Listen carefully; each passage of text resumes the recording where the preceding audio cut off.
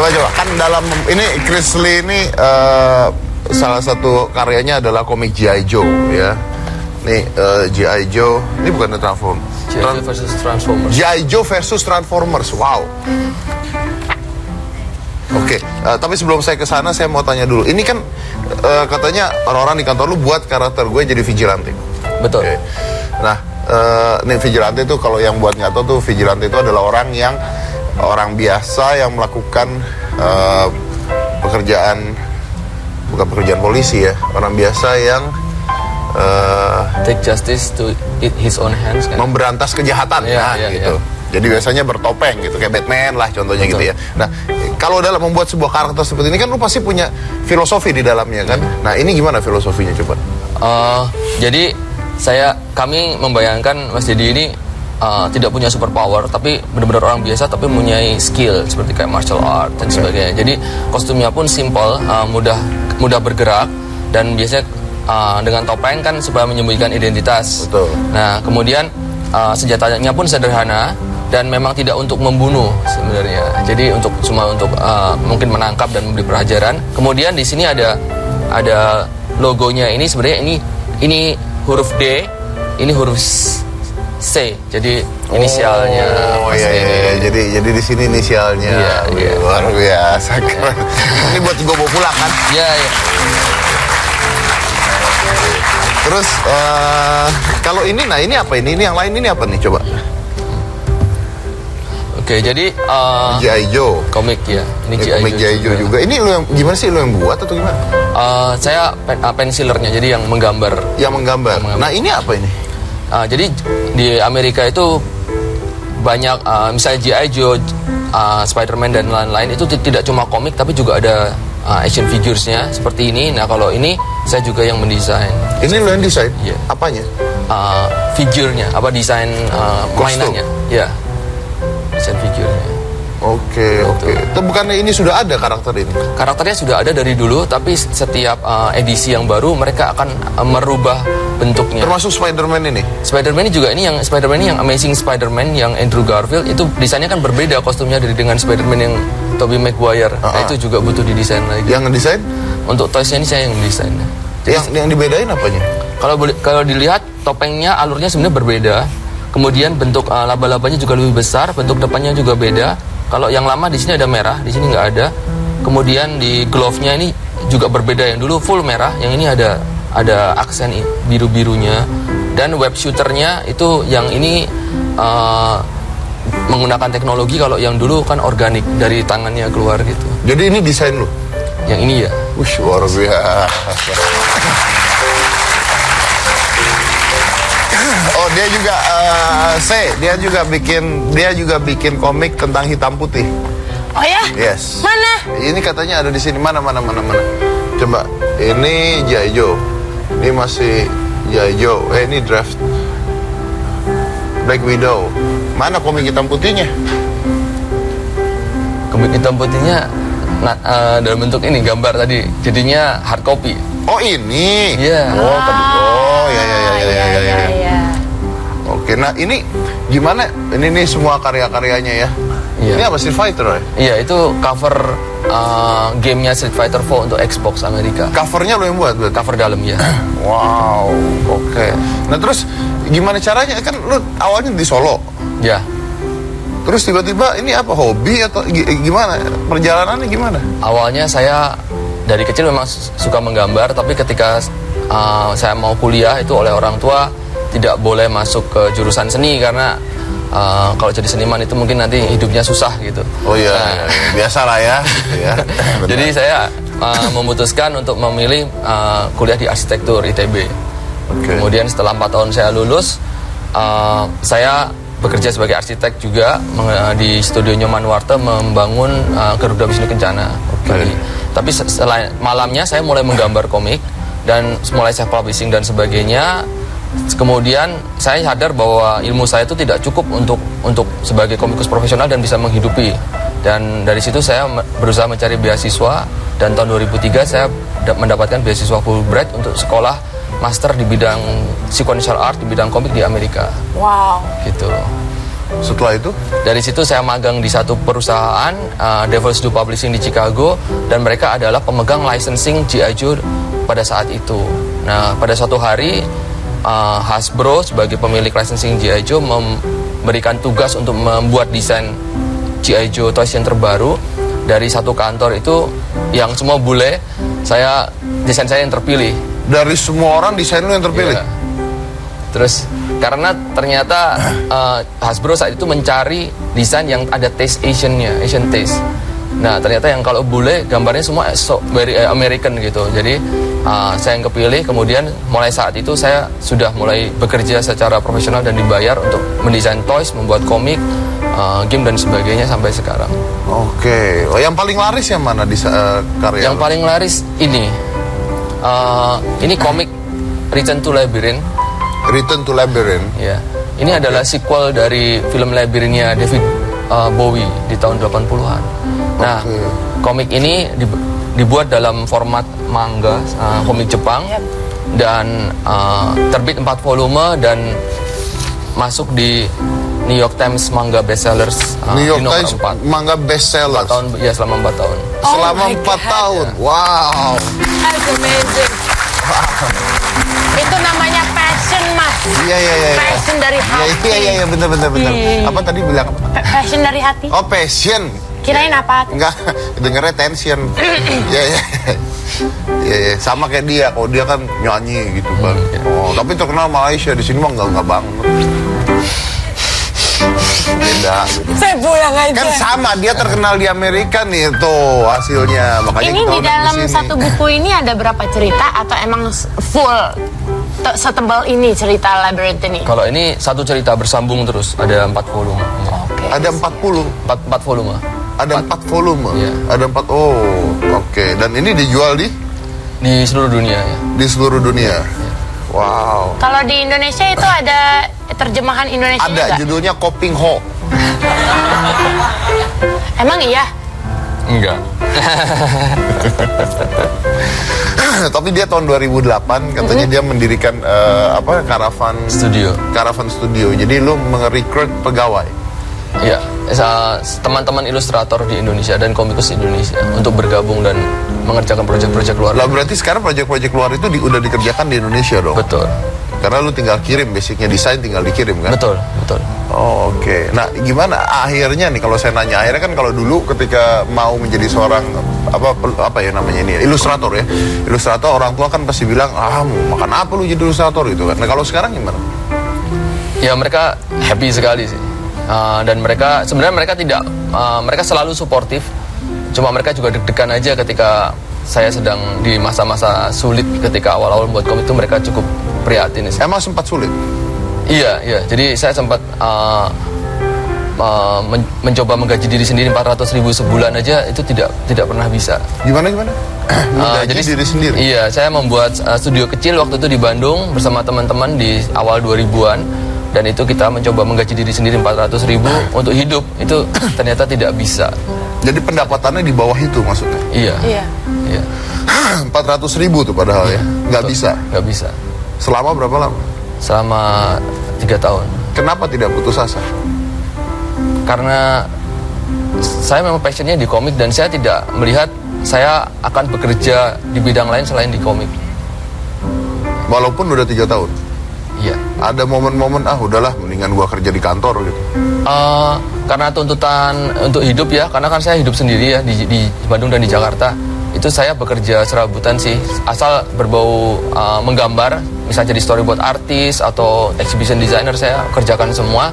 Sambil saya tetap ngomik malam hari untuk ikut kompetisi di luar negeri dan sebagainya gitu. Oke, itu 400.000 dulu sih. Kalau sekarang gimana? Sekarang ya syukurlah di Karavan sendiri ilustratornya sudah 35 orang sekarang. Sudah 35 orang. Ya, full time ya. Dan kita proyek-proyeknya syukurlah terus datang dari berbagai belahan dunia dan proyek-proyeknya makin menarik. Oke, dan itu 35 orang itu nggak 400.000 kan sekarang kan? Enggak, gajinya sangat-sangat layak. Makanya mereka betah di tempat saya. Wah, oke.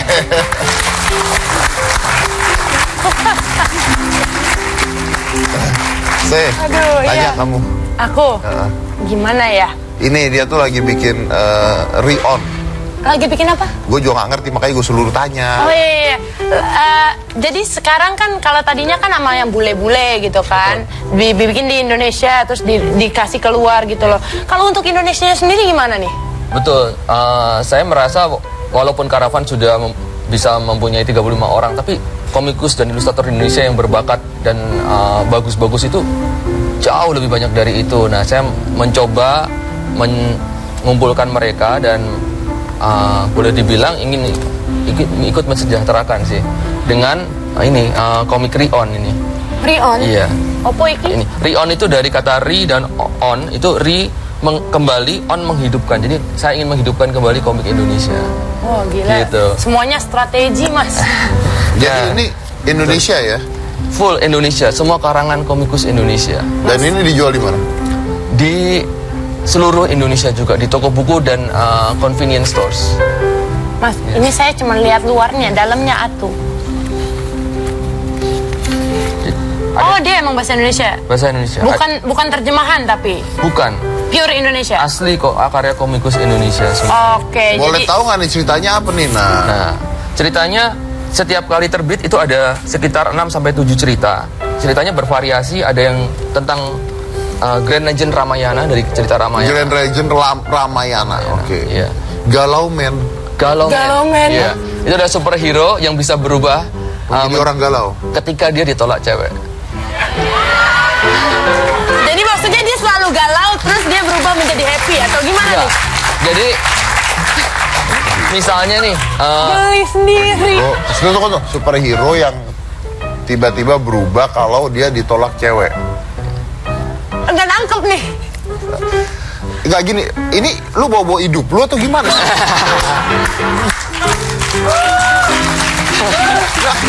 Saya gini, gimana ada orang punya ide? Baik dikit Bukan pertanyaannya, gitu. kasihan ini Bukan. tamu. Gimana caranya ada orang punya ide superhero yang keluar kekuatan kalau ditolak cewek? Daripada kita mengada-ngada, mendingan kita bertanya bagaimana mas? jadi idenya itu dari penulis namanya Okto Baringbing. Okto Baringbing. Iya. Anak lo juga?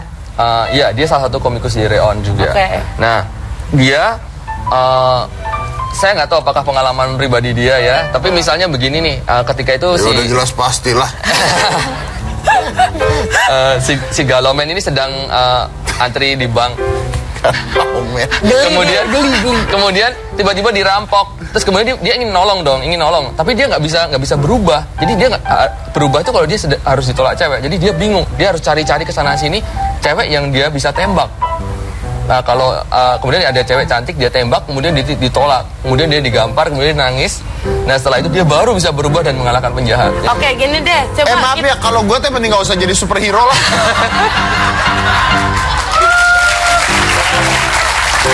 Ngapain? Lu ngapain jadi superhero kalau kekuatannya harus ditolak cewek? Ada perampokan gitu, terus nyari cewek dulu cakep. Kamu mau sama saya nggak?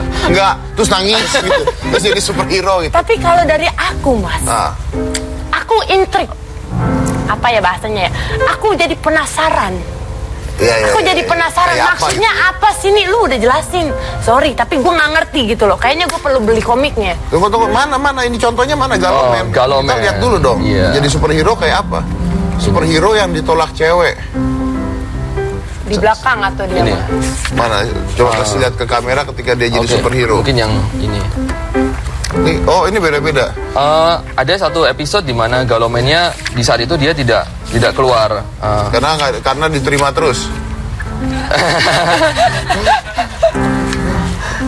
Berarti ini superhero teh berhenti setelah dia menikah ya? Loh, kok setelah menikah? Ya daripada kalau mau jadi superhero nembak cewek digampar sama istrinya gimana? Mana coba kasih juga lihat ya. kamera, kasih lihat kamera. Ini tapi ini versi sedang akan berubah nih. Dia sedang berusaha menolong cewek. Jadi dia pemuda culun biasa sebenarnya. Cewek. Iya. Jongos! Jono! Jono. Kayaknya di edisi yang itu ada ketika dia sedang. Kalau jadi superhero kayak apa? Penasaran saya. Iya. Ini juga ada cosplay Re-On ada di penonton nih. Coba kasih. Oh itu dia. Ini yang ditolak atau ini? Ya, yang menolak itu. Kamu siapanya kamu? Aku itu Rion, official cosplayernya Rion dari Rion Comics. Sebagai? Sebagai Rion juga. Namanya Rion. Namanya Rion itu nama karakter. Saya juga buat karakternya bernama Rion juga supaya lebih dekat membaca lebih dekat dengan personifikasi. Tunggu ini dulu kita si lihat. Galomennya ini. Oh, ini Galomen. Keren sekali. Wih, keren loh kalau udah ditolak cewek jadi begini. Kita juga mau ya. Iya. Tapi masih bagus ya. Coba kalau Anda bikin cerita superhero berubah kalau ditolak cowok. Bikinin dong. Bukan, tapi cowok juga gitu maksudnya. Oh, Tunggu, itu karakter Rion namanya. Iya. ini penyinden modern Penyinden. kan ya? Tukang nyanyi sinden. Apa sih bahasanya nih? Enggak, ini cosplay. Oh, ini cosplay.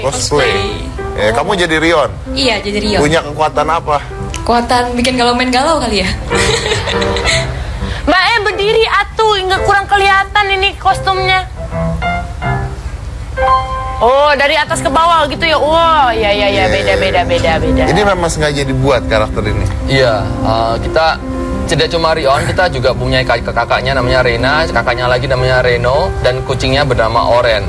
Itu karakter itu selalu ada di setiap kali kita bertemu dengan pembaca supaya mereka semua itu bisa lebih dekat dan mereka suka sekali sih berinteraksi dengan mereka. Jadi kita kayak Pertanyaan yang paling penting, laku nggak nih komik di Indonesia?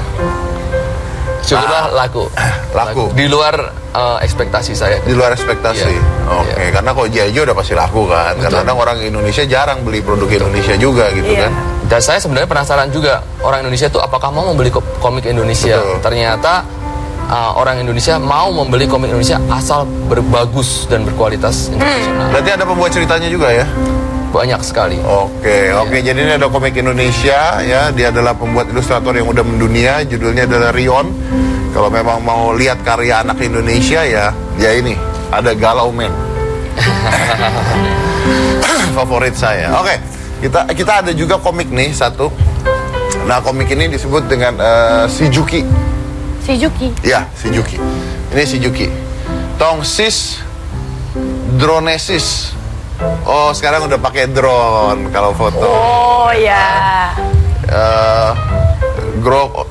Tunggu dulu dong. Bangga jadi jomblo. Ini orang katanya suruh baca. Ini karakternya banyak ya. Maksudnya Oke, apa ini? Anda lihat sendiri saja. Saya nggak keburu bacanya ya. Pokoknya Anda lihat sendiri aja, itu Juki tadi ya. Kalau nggak kenal Juki, kalau 3-in-1 tuh banyak Juki. Gue bacanya gimana coba? Itu adalah Juki, jadi itu komik pendek. Nah, komik pendek itu disebarkannya di sosial media. Oh, Jadi gitu. tidak diperjualbelikan. Jadi dia bikin karakter si Juki tersebut. Oke. Di sosmed ya? Ya. Ayo kita tanya yuk Mas yuk. Setelah baca invite, bacanya kapan? Kita undang aja langsung ya. Ayo, Oke, Juki. Juki. Kok Jukinya sih? Oh, Jukinya sih. Banyak lu juga. Juki. Apa kabar? Jadi Ya, gue pikir Indra Bekti barusan. klarifikasi mas, saya bukan Juki, tapi saya kreatornya Faza. Oh, ini ngomong Juki. Salah. Silakan duduk, Dimaafkan. silakan duduk. Oke. Jadi namanya adalah, ini bener namanya itu tadi, Namaku Faza Meong. Fasa Meong. Gimana? Faza Meong. Tulisannya? Itu tulisannya Faza MEONK. Oh ya. Ya. Terus Mas Meong? Kenapa? Nggak, Ada masalah? Fasa Meong itu dari orang tua apa nama? Suka-suka saya sih mas. Oh, bukan dari orang tua dong. Kan, Faza sih dari orang tua sih. Fasa dari orang tua. Iya. Kenapa Meong? Loh, Karena hak dia Mas. panjang ceritanya mas. Sejam lebih lah saya ceritain kenapa Meong itu sejarahnya panjang Yang banget. pasti berhubungan sama kambing lah ya. Enggak, komodo mas. Oke, kita baca komik si Juki lagi. Mau lihat nggak mas? Enggak juga sih. Ya udah. Saya mau. Pulang, tapi boleh. Saya mau satu. Pokoknya Satu ini aja. Satu. mau Iya. dikeluarin. Apanya? Nah, Oh saya iya. bikin komik loh buat mas sudah Denny. sejak lama benda ini jadi biang sebuah perpecahan. Contohnya seperti Oh, tapi gue duluan, Tadi bro. gue duluan, bro. Oke. Tapi laptop gue udah mau mati. Stop, pertikaian tidak ada gunanya. Saya datang bawa perdamaian. Selalu ada juru selamat yang mengembalikan persatuan. Oh, pakai colokan bareng. Ya, ya, ya. Jadi masalah kita sehari-hari ya, Ya, sama betul. kayak Galau Men. Sama kayak galau men. Ju, lu dari mana? Gue tungguin nih, sabar, gue masih OTW. Oke, sip, ditunggu ke kamar mandi. Tut. Lah kok, oh berarti On the way ke kamar on the way ke kamar mandi. Harta adalah titipan Tuhan, absen titipan teman. Bener sih. Bener. Iya, iya bener. Boleh nih. Nih boleh. Boleh nih. bener, bener. Boleh, bener ya. Pengalaman pribadi lah ya.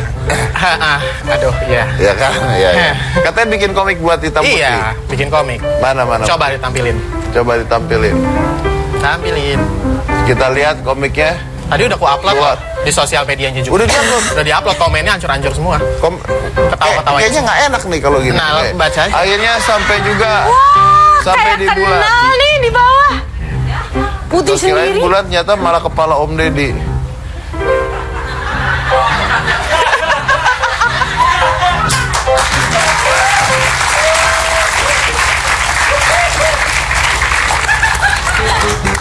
Ini adalah contoh calon-calon bintang tamu yang diundang cuma sekali.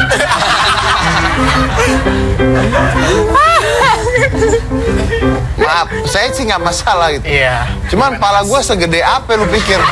Jukinya jadi lagi jadi kutumen berarti. Oh, Jukinya yang ngecil. Iya, Oh begitu. iya, Jukinya yang ngecil. Aman, Bang, aman. Ya, bentar. Undang lagi ya. Kalau mukulin bintang tamu kena KPI, maka saya break dulu biar nggak dilihat orang. Yang mana-mana tetap di hitam putih ya.